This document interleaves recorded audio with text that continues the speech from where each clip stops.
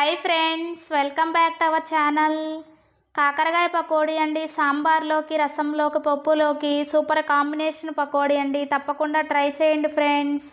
ఒక 5 కాకరకాయలను తీసుకొని పైన ఉన్న గ్రీన్ పార్ట్ అంతా శుభ్రంగా పీల్ తీసేసుకోండి.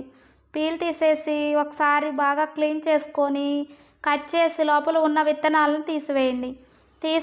తీసివేసి ఇట్లాగా స్మాల్ పీసెస్గా కట్ చేసుకోండి. అన్నిటిని కాకరకాయలని స్మాల్ పీసెస్గా కట్ చేసుకొని ఒక బౌల్లోకి యాడ్ చేసుకోండి. 1 టేబుల్ స్పూన్ వరకు సాల్ట్ని యాడ్ చేసి ఒకసారి బాగా కలుపుకోండి. 10 నిమిషాలు పక్కన పెట్టేసేయండి. 10 నిమిషాల తర్వాత కాకరకాయలని ఈ విధంగా ప్రెస్ చేస్తూ వాటర్ని పిండుకోండి. ఇలా చేయడం వల్ల కాకరకాయలో ఉండే చేదంతా పోతుందండి. ఈ విధంగా వాటర్ వచ్చాయండి. మనం పిండుకున్న ముక్కలన్నిటిని ఒక బౌల్లోకి యాడ్ చేసుకొని టేస్ట్కి తగ్గ సాల్ట్ని కొంచెం వేసుకోండి. అలాగే టేస్ట్కి తగ్గ కారాన్ని కూడా యాడ్ చేసుకోండి. కొంచెం పసుపును కూడా యాడ్ చేసుకోండి. యాడ్ చేసుకున్నాక 1 టేబుల్ స్పూన్ వామును కూడా వేసుకోండి.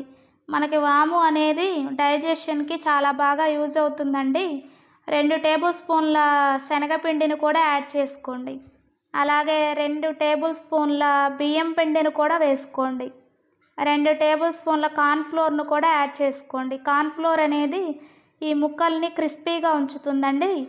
ఒకసారి బాగా కలుపుకొని కొంచెం కొంచెంగా వాటర్ని స్ప్రెడ్ చేస్తూ, ఎక్కువ వాటర్ వేసుకోకూడదండి, కొంచెం వాటర్ని వేసుకొని ఒకసారి బాగా కలుపుకోండి. ఈ విధంగా గట్టిగా స్టవ్ వెలిగించేసి కడాయి పెట్టేసుకొని ఆయిల్ యాడ్ చేసి ఆయిల్ హీట్ అయిన తర్వాత ఈ విధంగా మనం కలిపి పెట్టుకున్న కాకరకాయ ముక్కల్ని ఒక్కొక్కటిగా యాడ్ చేసుకొని మీడియం ఫ్లేమ్లో మంచిగా 2 వైపులా ఫ్రై అయ్యేటట్టు ఫ్రై చేయండి.